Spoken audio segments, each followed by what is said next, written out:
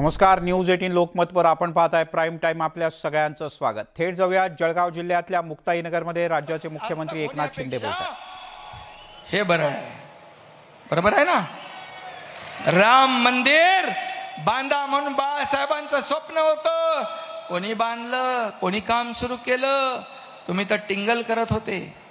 पण ते मंदिर बांधण्याचं काम देखील मोदी साहेबांच्या नेतृत्वाखाली होत आहे.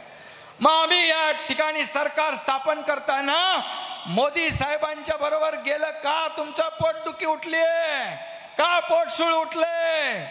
याचा देखील विचार करण्याची आवश्यकता आहे. मी टीकेला काही घाबरत नाही. टीकेला काही म्हणजे मला जास्ती काही सांगण्याची आवश्यकता वाटत नाही. परंतु अजित दादा इकडे येऊन गेले. मी मला माहिती घेतली 2-4 दिवसापूर्वी कुठे जळगाव जिल्ह्यामध्ये. ते म्हणाले वेदांता फॉक्सकॉनची चौकशी करा. अरे बाबा, आम्ही सत्तेवर आल्या आल्या वेदांताची बैठक घेतली, मी आणि उपमुख्यमंत्री महोदयांनी. तुम्ही 2.5 वर्ष काय केलं?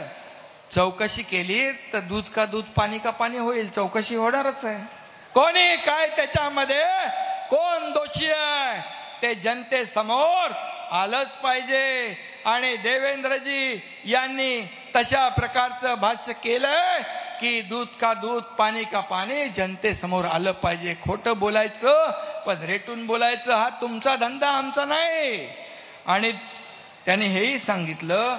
आणि त्याच्यामध्ये त्या कंपनीने अग्रवालने ट्विट देखील केलंय की आम्ही काही महिने अगोदर हा निर्णय घेतला कारण आम्हाला इथून मदत मिळत नव्हती, आम्हाला सबसिडी मिळत नव्हती, सवलती मिळत नव्हत्या, परवानग्या आम्हाला मिळणार नव्हत्या आणि म्हणून आम्ही हा निर्णय घेतला. त्यांना माहित नव्हतं सरकार बदलेल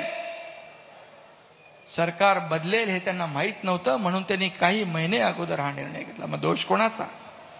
मी सांगू इच्छितो दादांना, गेल्या 2.5 वर्षामध्ये किती कंपन्या जाचामुळे त्रासामुळे बाहेर गेल्या त्याचा हिशोब आमच्याकडे आहे. चाकणमध्ये किती उद्योग, किती त्रास होतोय, किती हॅरेसमेंट होतोय याची माहिती माझ्याकडे आहे. योग्य वेळी मी देणार. आणि म्हणून या ठिकाणी हिसाब जो आहे तो आम्ही देऊ, कारण आमच्याकडे राजकीय इच्छाशक्ती आहे. आम्ही उद्योग, मी प्रधानमंत्री महोदयांशी बोललो, गृहमंत्री महोदयांशी बोललो.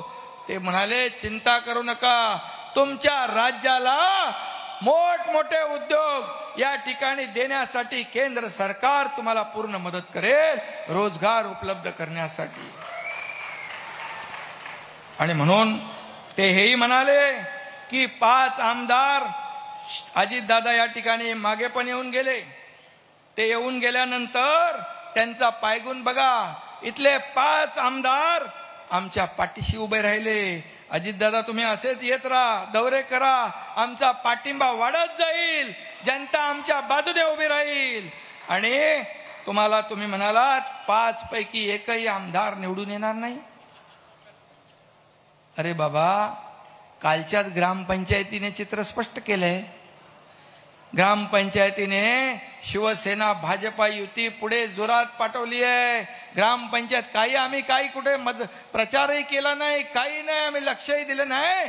परंतु तुम्ही तुमच्या लेवलवर काम केलं आणि शिवसेना भाजपा 1 नंबरचा पक्ष ग्रामपंचायतीमध्ये केला. त्याबद्दल देखील मी तुम्हाला धन्यवाद देतो. ग्रामपंचायत इलेक्शन तो झाकी महापालिका जिल्हा परिषद अभी बाकी है. लवकर त्याही निवडणुका होतील. तुम्हाला कळेल की या ठिकाणी काय होणार आहे. आम्ही लोकांची कामं करतोय आणि लोकांची कामं करत असताना आम्ही या ठिकाणी सगळ्या समाजाला या ठिकाणी घेऊन आम्ही पुढे जातोय. त्यामुळे काळजी करू नका. या ठिकाणी आम्ही असं सांगत नाही, आम्ही ते सांगत होते पुढचे 25 वर्ष. अरे 25 वर्ष तुम्ही कोण ठरवणार? हे सगळं जनता ठरवत असते. कोणाला पाडायचं आणि कोणाला उभं करायचं हे दाखवलं ना चंद्रकांत पाटीलने. चंद्रकांत पाटीलच्या निवडणुकीने दाखवून दिलेलं आहे. त्यामुळे आम्ही अतिशयोक्ती करणार नाही. परंतु 2.5 वर्ष 2.5 महिन्यात आम्ही एवढं काम केलं, त्याची पोचपावती ग्रामपंचायतीमध्ये मिळाली. अरे पुढच्या 2.5 वर्षामध्ये एवढं काम करू की तुम्हाला सांगतो, लोकांच्या मनामध्ये शिवसेना भाजपा पक्षापेक्षा दुसऱ्या पक्षाचं नावही येणार नाही. असं काम करू आम्ही. कारण या ठिकाणी आमचा काही पर्सनल अजेंडा नाहीये. लोकांना जे पाहिजे ते आम्ही देणार आहोत. आज गुलाबराव पाटील इकडे बसलेत. किती योजना तुम्ही मंजूर केल्या? 22,000 योजना गुलाबराव पाटील यांनी पाणी पुरवठ्याच्या सुरू केल्या. पाणी पुरवठा मंत्री झाले आणि भदाभदा पाऊस पडायला लागला. जोरदार पाऊस पडतो सगळीकडे. सगळी धरणं तुडुंब भरलेली आहेत. थोडा त्रास झालाय, पण त्या शेतकऱ्यांच्या पाठीशी सरकार उभं राहणार आहे. आणि पुन्हा एकदा मी सांगतो, मोदी साहेबांनी या ठिकाणी बाळासाहेबांच्या इच्छा पूर्ण केल्यात, म्हणून आम्ही त्यांच्या सोबत गेलोय. मोदी साहेबांनी पाकिस्तानवर एकदा सर्जिकल स्ट्राईक केला, तेव्हापासून पाकिस्तानची बोलती बंद झाली, हे तुम्हाला सगळ्यांना माहीत आहे. आणि म्हणून असे धाडस दाखविणारे देशाचं नेतृत्व आहे, त्यांच्या सोबत 25 वर्ष शिवसेनेची युती होती. मग त्यांच्या बरोबर जायचं नाही तर कोणाबरोबर जायचं, हा देखील प्रश्न तुम्ही स्वतःला विचारा.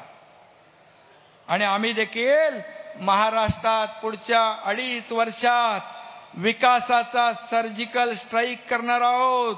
आम्हाला मगाशी म्हटल्याप्रमाणे केंद्राची देखील साथ मिळणार आहे. आणि म्हणून आम्ही प्रगतीवर चाललोय. प्रगतीचा मार्ग काय आम्ही सोडणार नाही.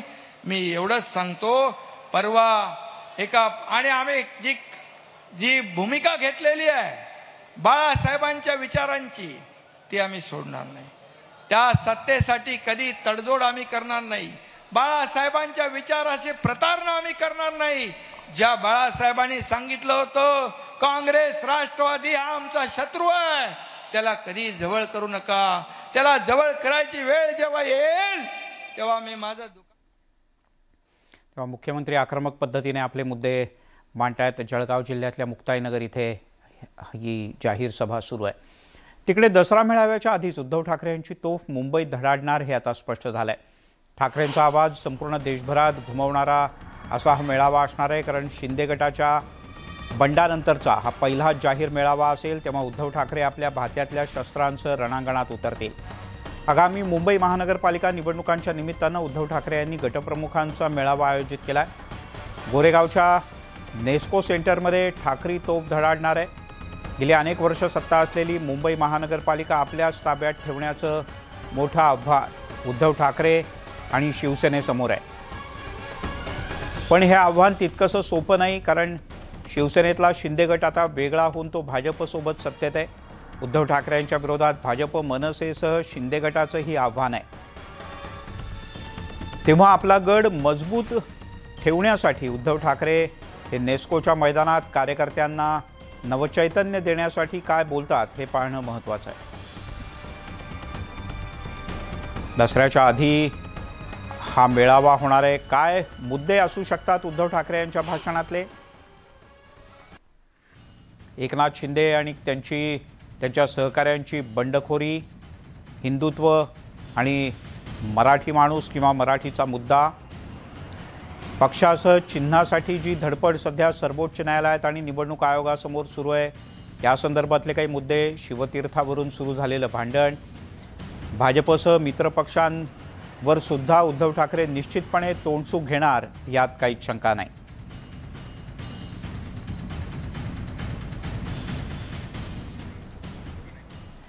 बातमी आता ठाण्यातून आहे. ठाण्यामध्ये चक्क एका वाचनालयावरून शिंदे गट आणि ठाकरे गट आमने सामने आल्याचं पाहायला मिळत आहे.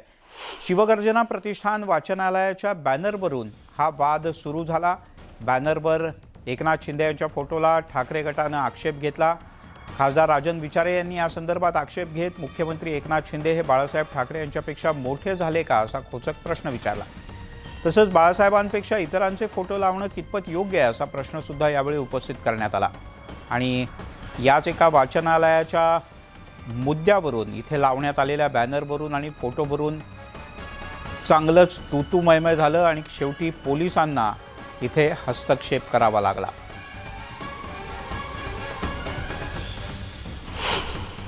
जर बघितलं बाळासाहेबांचा फोटो एवढासा छोटा आणि आपल्या दिघे साहेबांचा पण छोटा फोटो आणि यांचा फोटो मोठा. अरे काय जरा लाज वाटायला पाहिजे. बाळासाहेबांपेक्षा तुम्ही मोठे झाले का? आणि किती दिवस असं हे नाटकं सुरू करणार सांगा मला. आज या ठाणे शहरामध्ये ज्या शिवसैनिकांनी यांना निवडून दिलं, यांना नगरसेवक केलं, यांना आमदार केलं, यांना मंत्री केलं. तिकडे दापोलीमध्ये रामदास कदम यांचा पुतळा जाळण्याचा प्रयत्न शिवसैनिकांच्याकडून करण्यात आला. आमदार योगेश कदम आणि रामदास कदम यांचे समर्थक हे शिवसेना शाखेच्या समोर जमले आणि मग दोन्ही गटामध्ये जबरदस्त राडा झाला. यावेळेला उद्धव ठाकरे आणि शिंदे गट या दोन्ही गटातले कार्यकर्ते आधी शाब्दिक चकमक झाली, मग थेट धक्काबुक्कीवरती हे सगळं प्रकरण आलं. यावेळेला दोन्ही बाजूच्या कार्यकर्त्यांमध्ये चांगलीच धक्काबुक्की झाली.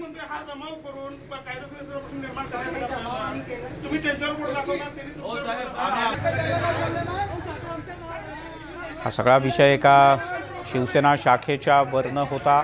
ही शाखा कोणाची आणि इथे कोण बसणार यावरून हा वाद विकोपाला गेला.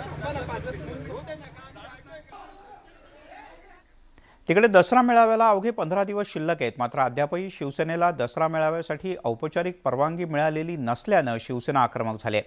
या मेळाव्यासाठी मुंबई महानगरपालिकेकडून शिवसेनेला तारखांच्या नंतर तारखा मिळत आहेत, पण परवानगीचं पत्र नाही. शिवसैनिक पालिकेचे उंबरे झिजवत आहेत, तरीसुद्धा अद्याप परवानगी न मिळाल्याचं चित्र आहे. शिवसैनिकांचा संयम आता सुटत चालला आहे आणि त्यामुळेच दसऱ्याच्या अवघे 15 दिवस आता शिल्लक राहिले आहेत. तयारी कशी करणार असा सुद्धा मोठा प्रश्न शिवसैनिकांसमोर आहे. 16 तारखेला विधी खात्याकडे दसऱ्याच्या परवानगीबाबत वॉर्डने त्यांच्याशी संपर्क साधलेला आहे, पण विधी खात्याकडनं आज मितीपर्यंत कोणताही निर्णय झालेला नसल्यामुळे आम्हाला ह्या दसऱ्याच्या परवानगीचं तुम्हाला आत्ताच्या घडीला उत्तर देता येणार नाही. ही भूमिका सन्माननीय पक्षप्रमुख उद्धवजी ठाकरे हे ठरवतील का त्याप्रमाणे सांगितलं जाईल. पण शिवसेनेचा एक उपनेता किंवा शिवसैनिक या नात्याने आम्ही बाळासाहेबांचे कडवट शिवसैनिक आहोत. निर्णय कोणताही असून दे, पण दसऱ्याचा मेळावा ज्या प्रकारे शिवसेना प्रमुखांचे विचार ऐकण्याकरता सगळे जण आतुरतेने वाट बघायचे, आजच्या या परिस्थितीमध्ये सन्माननीय उद्धवजी ठाकरे यांचे विचार आणि त्यांच्या दसऱ्याचं सोनं आम्हाला त्यांच्यावर लुटायचं आहे.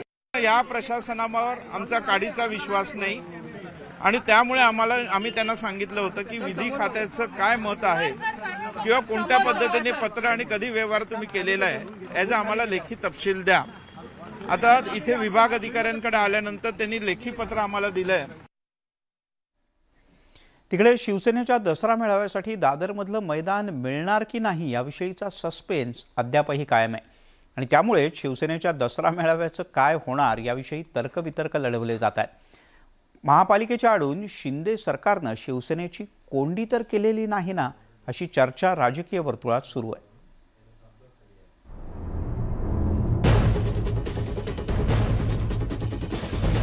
दसरा मेळाव्यावरून शिवसेना घायकुतीला.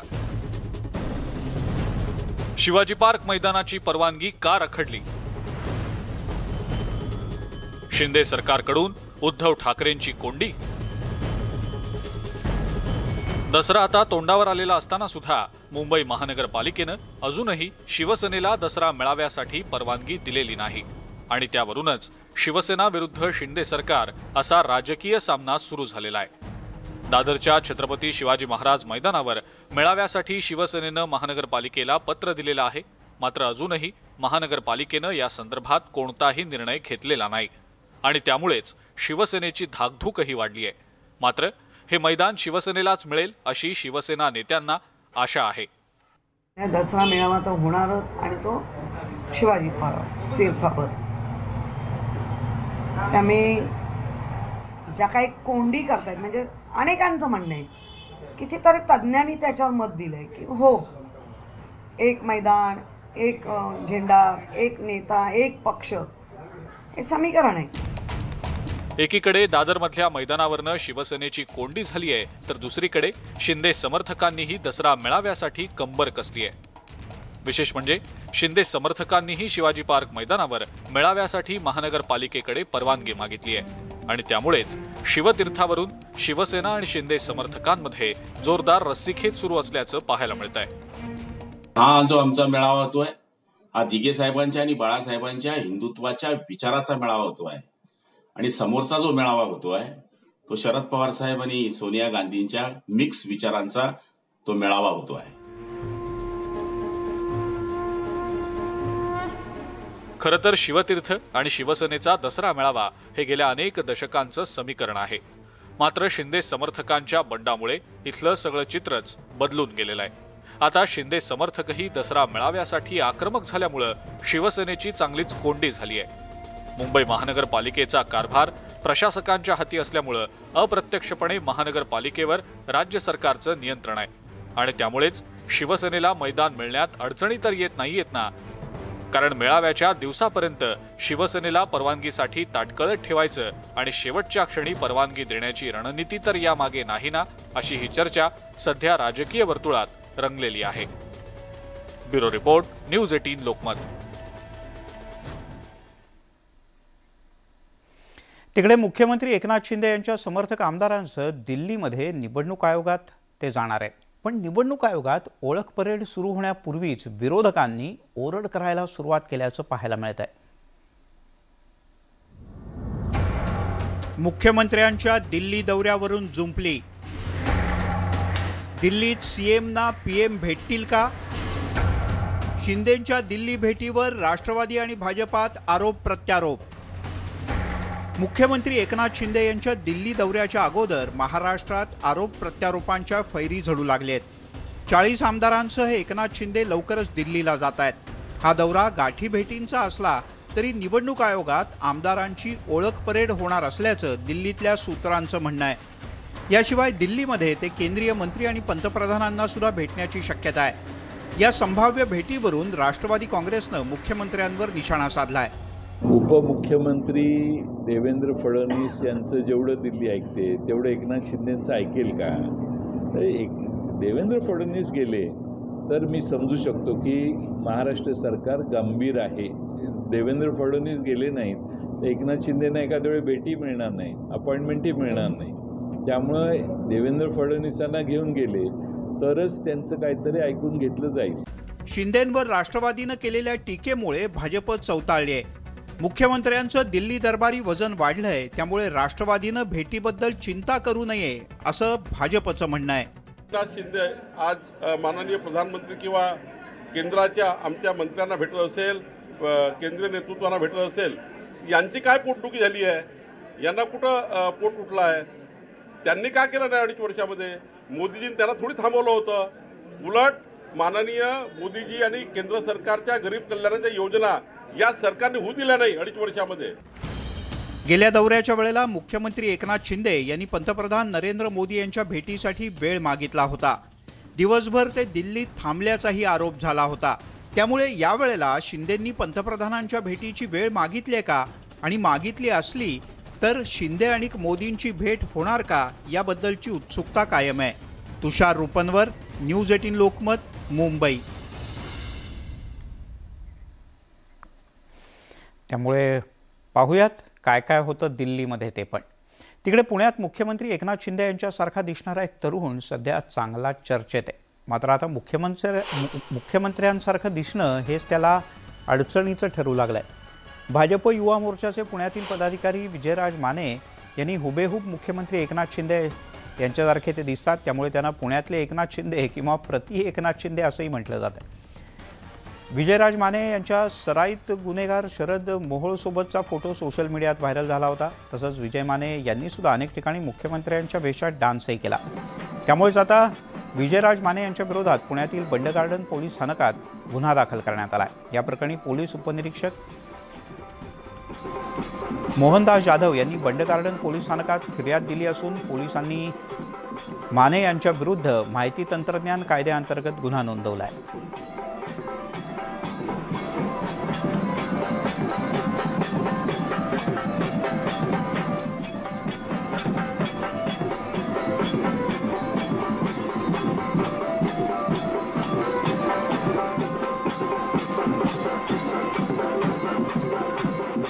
कोणी हे फोटो काढले आहेत ते फोटो मला माहिती नसताना नकळत काढलेले आहेत आणि पोलीस त्याच्या शेजारी माझ्या शेजारी थांबलेले आहेत आणि पोलीस स्टेशनमधला ही सगळी गोष्ट आहे आणि व्हायरल करणारा व्यक्ती कोणीतरी दुसरा असून देखील शहानिशा न करता माझ्यावरती जो गुन्हा दाखल केला आहे मी वेळोवेळी पोलिसांना सहकार्य देखील करत आलो आहे आणि मुख्यमंत्री साहेबांना आणि त्याचबरोबर आपले जे कोणी व्यक्ती आहेत न्यूजच्या माध्यमातून TV चॅनल्सच्या माध्यमातून मी सांगितले वेळोवेळी की मुख्यमंत्री म्हणजे माझ्यासाठी देव आहेत.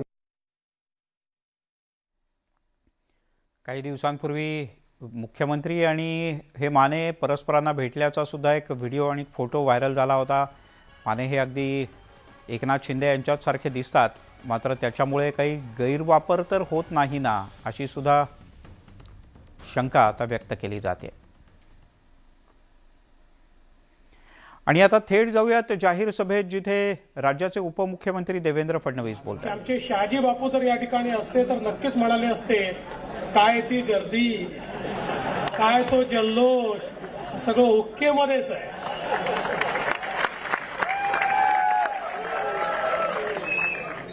मला अतिशय आनंद आहे की आशिषजींच्या नेतृत्वामध्ये प्रवीणजी, प्रसादजी आणि संजयजींनी अतिशय सुंदर अशा प्रकारची स्पर्धा आयोजित केली. प्रचंड प्रतिसाद आपण सगळ्यांनी, जे इथे उपस्थित आहेत आणि जे नाही आहेत, अशा 1760 हा आकडे जोरदार आला नाही, 1760 गणेशोत्सव मंडळांनी सहभाग घेतला आणि मी विशेष आभार मानेन त्या 50 परीक्षकांचे, कारण त्यांच्यासमोर खूप मोठी एक चॅलेंज होतं, आव्हान होतं. पण त्या 50 परीक्षकांनी 30 गाड्या घेऊन ठिकठिकाणी जाऊन प्रचंड मेहनत करून ही अतिशय सुंदर अशा प्रकारची जी स्पर्धा आहे, ही स्पर्धा या ठिकाणी संपन्न केली आणि म्हणून मी त्यांचं अतिशय मनापासून अभिनंदन करतो. आज मुद्दाम मला या ठिकाणी लोकमान्य टिळकांच्या 3 सप्टेंबर 1895च्या अग्रलेखाचा उल्लेख करायचा. ते किती द्रष्टे होते. ते 3 सप्टेंबर 1895 म्हणजे 127 वर्षापूर्वी सांगतात, वर्षातून 10 दिवसच का होईना, पण एका प्रांतातील सर्व हिंदू लोकांनी एका देवतेच्या उपासनेत घडून गेलेले असावे. ही लहानसहान गोष्ट नव्हे. ही जर साध्य झाली तर आपल्या भावी अभ्युदयाचा आपण पाया घातल्याचं या ठिकाणी होईल. 127 वर्षापूर्वी जी संकल्पना लोकमान्य टिळकांनी रचली होती, आज आपल्या लक्षात येत आहे. आता केवळ एक प्रांत नाही, उभ्या भारत देशातल्या प्रत्येक राज्यामध्ये आता हा गणेशोत्सव साजरा होतो आणि समस्त हिंदू बांधव हे त्या ठिकाणी हा उत्सव साजरा करतात आणि त्यातलं एक सामाजिक अभिसरण या ठिकाणी होताना आपल्याला पाहायला मिळतं. आपल्या महाराष्ट्रामध्ये आपला मराठी माणूस हा गणेश भक्त आहे आणि गणेशाच्या भक्तीमध्ये लीन होत असताना या उत्सवामध्ये त्याच्यातला जो उत्साह असतो, एक प्रकारे हा गणेश उत्सव आमच्या मराठी माणसाला पुढच्या 1 वर्षाचं टॉनिक देऊन जातो. आणि विशेषतः आमचा जो कोकणी माणूस आहे, आमचे जे चाकरमाने आहेत, काय वाटेल ते झालं तरी 1.5 दिवसाकरता का होईना पण 200, 300, 400 किलोमीटर प्रवास करून जातात आणि गणेशोत्सव साजरा करतात. ही जी गणेशाची भक्ती आहे, मला कधी कधी असं वाटतं की देशामध्ये आपला भारत इतका पुढे का आहे, या गणेशाचाच आशीर्वाद आहे की आपला भारत सगळ्यात पुढे आहे. आणि आपण गणेशोत्सवाला परवानगी नाकारली तर अशीची गुजरातच्या मागे गेलो, क्रमांक खाली गेला. पण आता काळजीचं कारण नाही आहे. आता पुन्हा गणेशोत्सव सुरू झालेला आहे आणि श्री गणेशाच्या आशीर्वादानं पुन्हा मराठी माणूस प्रयत्नांची शर्थ करेल आणि महाराष्ट्र पहिल्या क्रमांकावरच येईल हा विश्वास या निमित्ताने मी व्यक्त करतो. लोकमान्य टिळकांनी 26 सप्टेंबर 1893 एक अतिशय सुंदर अशा प्रकारे गणेश विसर्जनावर त्यांनी लिहिलं. अनेक वेळा लोक असं म्हणतात की काय आता गणेशाचं स्वरूप बदललं हो, आमच्या काळात वेगळं स्वरूप होतं. स्वरूप बदललंच पाहिजे, ते कालानुरूप बदललं पाहिजे. स्वरूप बदललंय पण भावना बदललेली नाही, भक्ती बदललेली नाही. आणि म्हणून लोकमान्य टिळकांनी लिहिलं, गणपती पोचवण्याचा समारंभ सार्वजनिक झाल्यास त्यापासून अनायसेच करमणूक होईल. आम्ही नव्या सभा व संस्था काढीत आहोत, त्यापेक्षा असल्या जुन्या संस्थांना थोडे बहुत नवे वळण लावून दिल्यास त्यात लोकांना अधिक प्रिय होऊन लवकर चिरस्थायी होण्याचा संभव आहे. आणि मला असं वाटतं की आज जेव्हा गणेश विसर्जनाची मिरवणूक गिरगाव चौपाटीवर मी बघत होतो आणि त्या मिरवणुकीमधली कल्पकता मी बघत होतो. एक एक मंडळ यायचं, त्यांचा उत्साह तर होताच, पण त्यांच्यामधली जी कल्पकता होती ती कल्पकता मी बघत होतो. त्यावेळी माझ्या लक्षात येत होतं की लोकमान्य टिळकांनी हा केवळ उत्सव सुरू केलेला नाही, तर प्रत्येक माणसातली जी काही अभिव्यक्ती आहे ती अभिव्यक्ती त्यांना अभिव्यक्त करता यावी याकरता एक प्रकारचा समारंभ त्या ठिकाणी सुरू केलेला आहे. आणि म्हणूनच आपण देखील स्पर्धा अशी जी याकरताच घेतली. तुमची संकल्पना होती की इतकं मेहनत आमचे वेगवेगळे मंडळ करतात, काय सुंदर सजावट असते, एक एक काय मूर्ती असते, त्या ठिकाणी किती कल्पकता वापरलेली असते, अनेक ठिकाणी वेगवेगळ्या प्रकारे संदेश देण्याचा प्रयत्न असतो, अतिशय चांगली स्वच्छता असते. आणि खरं म्हणजे मला तर असं वाटतं की जसं आमच्या डबेवाल्यांच्या संदर्भातलं एक मॅनेजमेंट गुरु म्हणून त्यांच्या मॅनेजमेंटकडे पाहिलं जातं, तशीच आमची गणेश मंडळं आहेत. कारण या गणेश मंडळांचं मॅनेजमेंट इतकं अप्रतिम आहे. अगदी गणपती आणण्यापासून तर शिरवण्यापर्यंत प्रत्येक गोष्ट ठरली आहे, शिस्तीत आहे, अगदी योग्य प्रकारे आहे, योग्य माणसं आहेत, प्रत्येकावर जबाबदारी आहे, कोणी काय करायचं ठरलेलं आहे, कोणीही किरायाचा नाही आहे, इव्हेंट मॅनेजर नाही आहे. इव्हेंट मॅनेजमेंट होत नाही तर मंडळाचे कार्यकर्ते स्वतः त्या ठिकाणी या सगळ्या गोष्टी करतात. आणि म्हणून मला असं वाटतं की मॅनेजमेंट करताही एक अतिशय महत्वाचा अशा प्रकारचा विषय आमचा गणेशोत्सव आहे. आणि म्हणून मला असं वाटतं की आशिषजींनी जे सांगितलं ते खरं आहे. खूप विघ्न आली पण ती सगळी विघ्न आपण पार केली. याचं कारण आपल्या मनामध्ये भक्ती होती. आणि भक्तीची शक्ती जी असते ती कितीही विघ्न आले तरी विघ्नहर्ता आपल्या पाठीशी उभा राहतो आणि ती सगळी विघ्न दूर करतो. आणि म्हणून आपण ती विघ्न दूर करू शकतो. आज खरं म्हणजे या निमित्ताने मी एवढंच आपल्या सगळ्यांसमोर सांगण्याकरता आलोय. आता नवी सुरुवात केली आहे आणि आशिषजी आपलं नशीबच चांगलं आहे की सुरुवातच श्री गणेशापासून झाली. आता श्री गणेशापासून ज्यांची सुरुवात झाली असेल त्यांना कोण थांबवू शकतो.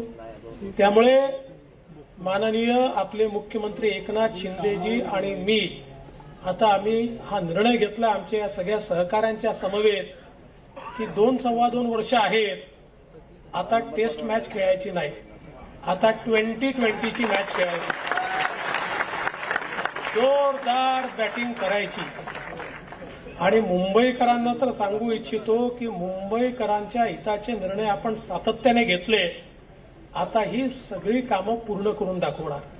आता मुंबईकरांच्या जीवनामध्ये सकारात्मक परिवर्तन आलं पाहिजे हा प्रयत्न आमचा असणार आहे. आणि हे करत असताना श्री गणेशाच्या विसर्जनाच्या वेळी मी एकच गोष्ट श्री गणेशाला मागितली की बाबा तुमचं विसर्जन करतोय तुम्ही तर पुढच्या वर्षी या, पण तुमच्यासोबत मुंबई महानगरपालिकेच्या भ्रष्टाचाराचंही विसर्जन करू द्या आणि त्याला खालीच दाबून ठेवा. त्या अरबी समुद्राच्या आतमध्ये हा भ्रष्टाचार असा अडकला पाहिजे की कधी वर येण्याचं नावच या भ्रष्टाचाराने घेऊ नये. अशा प्रकारचा वर हा या ठिकाणी श्री गणेशाला मागितलेला आहे. आणि मला विश्वास आहे कारण शेवटी गणेशजी जसे देवता आहेत तसे या मुंबईची जी जनता आहे, मुंबईचे जे 2 कोटी लोक आहेत, ही आमची ईश्वरच आहेत आणि या ईश्वराला देखील आशीर्वाद मागणार आहोत की कुठेतरी आता आपल्याला जागेत झालो आहोत. मागच्या वेळेसच झालो आहोत. मोदीजींनी असं औषध दिलं आहे की एक माणूस जागा, आता कोणी झोपतच नाही. पण तरी देखील अधूनमधून काही लोक गुंगीचं औषध देण्याचा प्रयत्न करतात. महाराष्ट्रापासून मुंबई तोडण्याचा प्रयत्न, अशी गुंगीची औषधं देण्याचा प्रयत्न करतात. त्यांना मी सांगू इच्छितो, मगाशी लोकशाहीर साहित्यभूषण अण्णाभाऊ साठे यांचा पोवाडा आपण ऐकला. त्या पोवाड्यामध्ये ज्या प्रकारे सांगण्यात आलं, संयुक्त महाराष्ट्र मुंबई सहित करण्याकरता ज्या लोकांनी या ठिकाणी बलिदान दिलं आणि एवढंच नाही तर ज्यांनी विरोध केला त्यांचं काय झालं हेही त्या ठिकाणी सांगितलं. ही मोठी परंपरा आहे. त्यामुळे निवडणुका आल्या की भावनिक विषय या ठिकाणी आणणं बंद करा. ही मुंबई मराठी माणसाची आहे. या मुंबईमध्ये मराठी सण हे साजरे होतील आणि कुठल्याही परिस्थितीत मुंबईतल्या मराठी माणसाच्या सणावर कुठलेही निर्बंध यापुढे देखील आम्ही येऊ देणार नाही. हा शब्द या ठिकाणी देण्याकरता मी आलो आहे. आणि म्हणून आता आपण सगळ्यांनी लक्षात ठेवावं, आता गणपती आहे तो झालेला आहे, गोविंदा झालेला आहे. आता नवरात्री आपण जोरात करू, मग दसराही जोरात करू, मग त्याच्यानंतर दिवाळी पण जोरात करू. जे आपले सण आहेत ते जोरात आपण या ठिकाणी साजरे करू. त्या सगळ्या सणांकरता मी तुम्हाला अग्रिम शुभेच्छा देतो. आणि पुन्हा एकदा आशिषजी आपलं या ठिकाणी प्रवीणजींचं, प्रसादजींचं अतिशय मनापासून अभिनंदन करतो. संजयजींचं अतिशय मनापासून अभिनंदन करतो. आणि आपण या चांगल्या सोहळ्याला मला निमंत्रित केलं त्याबद्दल आपले आभार मानतो. जय हिंद, जय महाराष्ट्र, गणपती बाप्पा. धन्यवाद. मुंबई भाजपच्या वतीने गणेशोत्सव स्पर्धेचं आयोजन करण्यात आलं होतं आणि त्याचा बक्षीस वितरण समारंभ आज आहे. आणि त्या बक्षीस वितरण समारंभाला प्रमुख पाहुणे म्हणून देवेंद्र फडणवीस उपस्थित आहेत. अर्थात पार टिळकांनी लिहिलेल्या लेखातले दाखले देताच देवेंद्र फडणवीस यांनी मुंबई महापालिकेतला भ्रष्टाचारसुद्धा समुद्राच्या तळाशी खोल गाडला जाऊ दे अशी विनवणी विघ्नहर्त्या गणरायाला केली. यासोबतच प्राईम टाईममध्ये इथेच थांबूयात. पाहत रहा न्यूज 18 लोकमत.